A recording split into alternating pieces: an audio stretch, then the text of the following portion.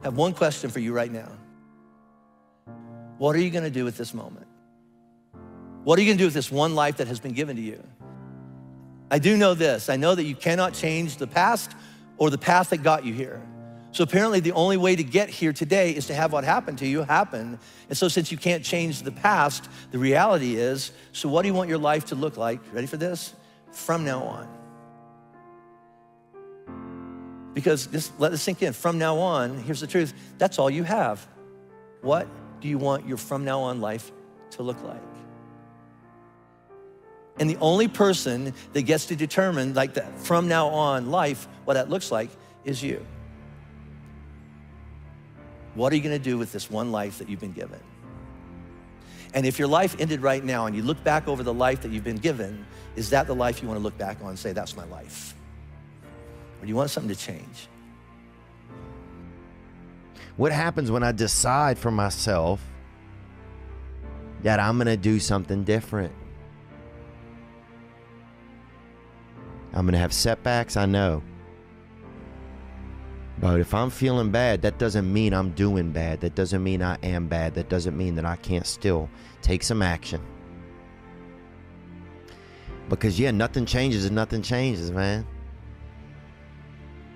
You know, we'll sit around forever wondering, well, what if who would I, would I be able to do it? You don't know. Until you say, yeah, I'm gonna take action. Nothing changes if nothing changes, man.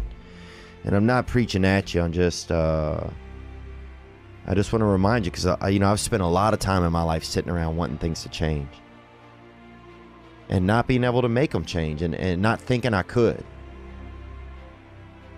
And I wish somebody had told me that earlier sometimes. That in order for something to change, there needs to be change. Nothing changes if nothing changes. Change starts one step at a time. It's time for me to take a step towards freedom. And friends, the enemy of change is tomorrow. Yeah, I'll get to that tomorrow. Tomorrow's a great day to start dealing with that. Lord, I promise I'll change. I'll call that person. I'll take a step. Whatever, Lord, I'll do it tomorrow. Tomorrow, Lord, I'll get to that. Today is the day. Don't start tomorrow, start now. You can't wait for everything to be perfect to start living your life. I want everything to be perfect before something happens. That's how I am. I want everything to be, look, as soon as everything gets all lined up, gets all perfect, then this will happen. As soon as these things line up, I'm going to live my life. Man, I'm so guilty of that. Because I've bet that's what I've done. My whole life has been like that. Inside of me, it has been, as soon as it's all lined up, I'm going to show you myself. I can't wait, man. It's not all I'm never going to get to that where everything's okay, where everything looks a certain way. And in the meantime, I'm burning the best time I do have available. I'm burning that candle up. I'm burning this candle down, and I'm saying as soon as it gets bright enough or warm enough in here, I'm going to show up. But the candle's getting smaller. You can't wait for everything to be perfect to start living your life. Now, I think what he's getting at here is that there is a temptation for all of us to kind of fixate ourselves on the destination and lose sight of the journey. If I could just get this project done, if I can just get this area cleaned, if I can just organize this part of my life, then I'll be the kind of person I want to be. There is a temptation for all of us to fixate on the destination and miss out on the journey. It's not the destination, it's the journey. You see, for some of us, we have these massive high goals. We become so fixated on loving the finish line, but not actually enjoying the race. and enjoying the process that it takes for us to get there. Because change will come over time. And they won't happen until you and I actually engage the hard things that we need to do. So for some of us today, be thinking about, man, what's the hard thing? What's the hard thing that you're actually avoiding? You should probably start in small ways doing that first.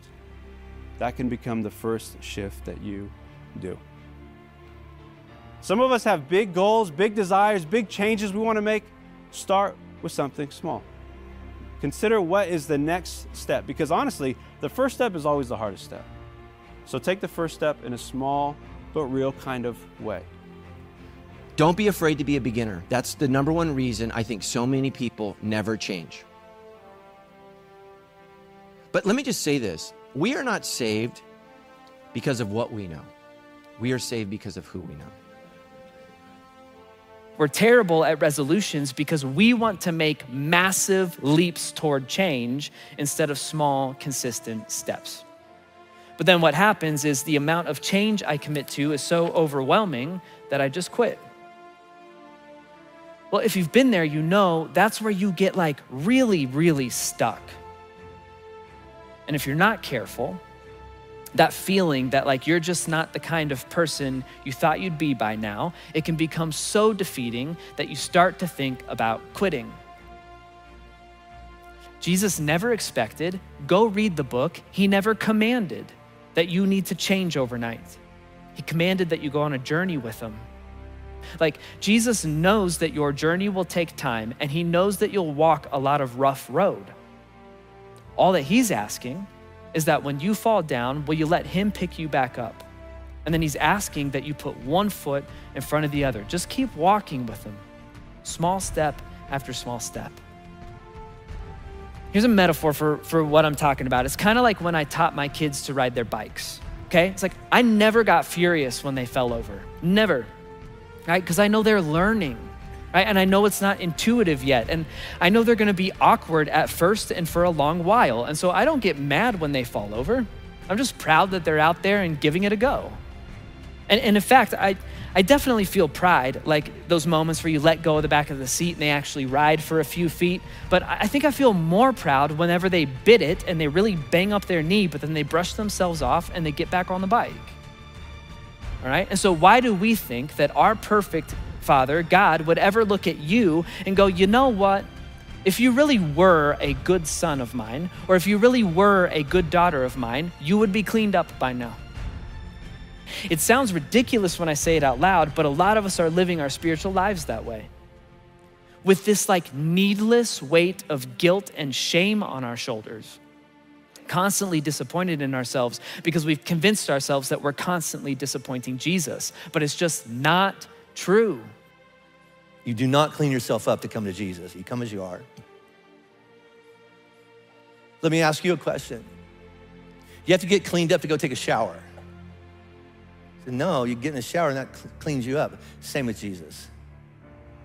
You don't try to clean up your life and be a better person in order that you can be with Jesus. You just be with Jesus, you follow Jesus. How about this? If anything needs to get cleaned up in your life, the two of you will work that out and he will point that out to you and you will actually agree with him and then you'll clean it up together. How about that? He came to us as we are and he still does that today. Where do you think that Jesus expected you to be today on your journey? Like, where do you think that Jesus looked at you and like, I expected you to be here by this day? The answer is he expected you to be exactly where you're at today. He's got all of time laid out in front of him. You've never caught him off guard. He's not confused. He's not disappointed. Jesus knew how long your journey would take, and he knew what pace you would set, and he chose to love and die for you and go on a long walk with you. So you can have the freedom to accept that life is just a journey, all right? Small, consistent steps, not massive leaps toward change. You're free to acknowledge that a life of faith takes time. So give yourself grace and be patient and stay consistent. You know what it takes to be a follower of Jesus? One step. All right? My life needs to change. But please hear this. Spiritual formation and changing any part of your life of importance, it's really slow. We say this all the time. Growth takes time. There is no fast track. There's no microwave version of being a follower of Jesus. There's not a fast track to having the mind of Christ. It's going to take some time. Let me just throw this in. So give yourself a break. The only person that's putting pressure on you is you. Jesus is so patient. And just ask yourself, what kind of person do I want to become? Do I want to become a more prayerful person? Do I want to become a more kind person? Do I want to become just a little less anxious in a very anxious world? Yes. So what are the small things I can do that will help cultivate that end result? But for some of us, the temptation is pulling at us right now that, man, this will just cost me too much to change and to start these practices. And that's very true. But I want you to think about this. What will it cost you to not change? Yes, it costs us a lot to change. Jesus said, take up your cross and follow him. But how much more will it cost us if we don't change? If we don't do the work to actually change? I want you to ask yourself, will I change or will I die? Some people would rather die than change. Change is painful. But what is more painful than growth and change is staying in a place where you don't belong. I love what the words of Socrates. He said that the secret of change is to focus all of your energy not on fighting the old, but on building the new. There are some people, when they need to change, they keep bringing up your history.